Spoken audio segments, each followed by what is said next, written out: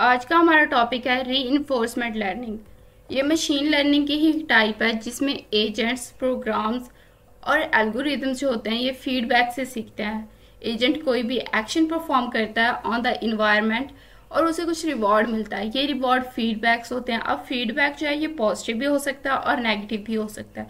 अगर तो एक्शन उसने करेक्टली परफॉर्म किया है और इन्वायरमेंट में जो भी प्रॉब्लम थी उसको सही तरीके से सॉल्व कर लिया तो जो रिवॉर्ड होगा वो पॉजिटिव होगा, अदरवाइज इट इज़ नेगेटिव। और कुछ ऑब्जर्वेशंस आएंगी इन्वायरमेंट से जिसको एजेंट देखेगा और उसको अपने नेक्स्ट जो भी उसने एक्शन परफॉर्म करना है उसके बारे में सीखने को मिलेगा कि उसे इन्वायरमेंट से किस तरह से एक्ट करना है। तो इसमें डाटा लेबल्ड नहीं होता, इसमें अनलेबल्ड डाटा देना नहीं पड़ता।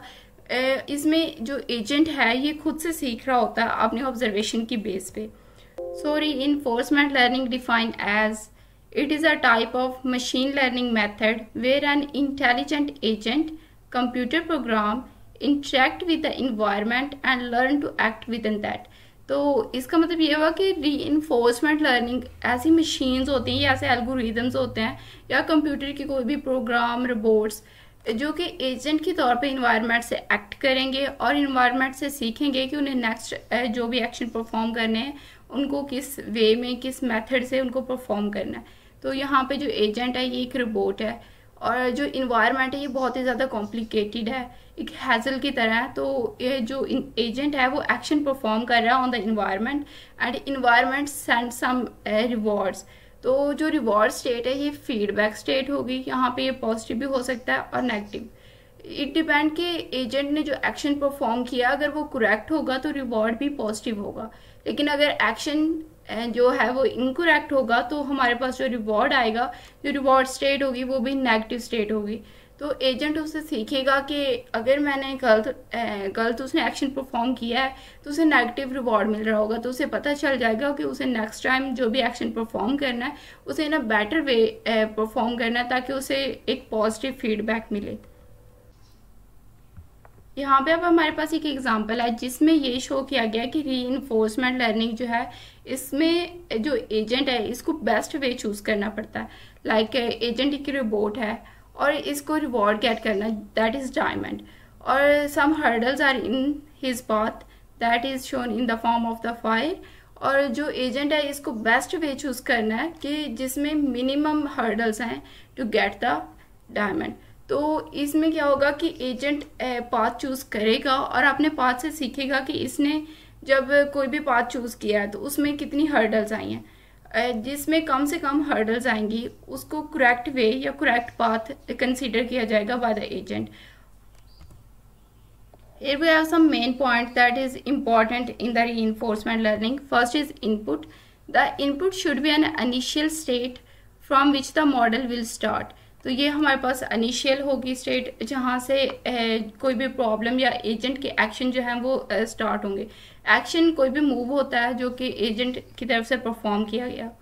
Output, there are many possible outputs as there are a variety of solution to the particular problem.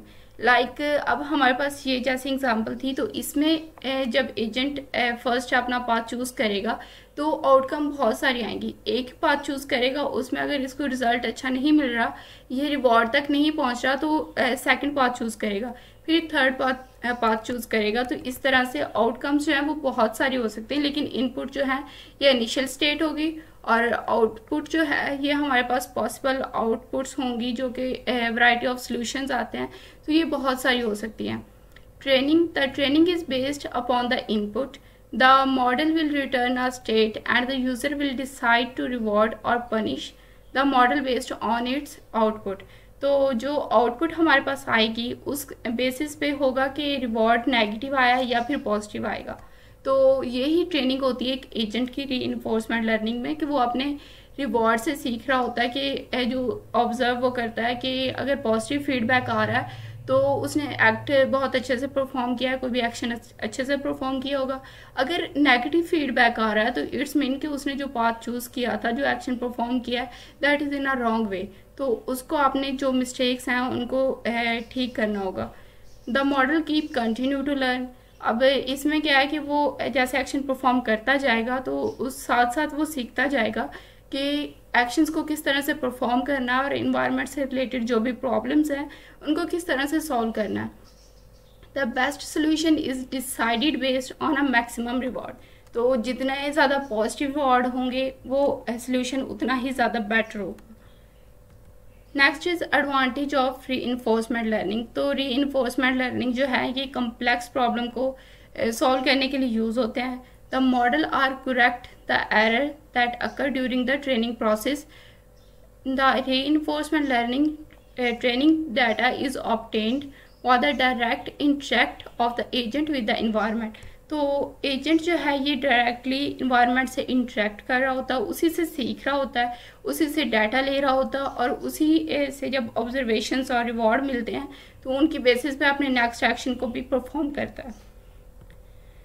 तो डिसएडवांटेज जो है रीइंफोर्समेंट लर्निंग के वो हैं कि it is not preferable to use for solving simple problems, it is use for complex problems.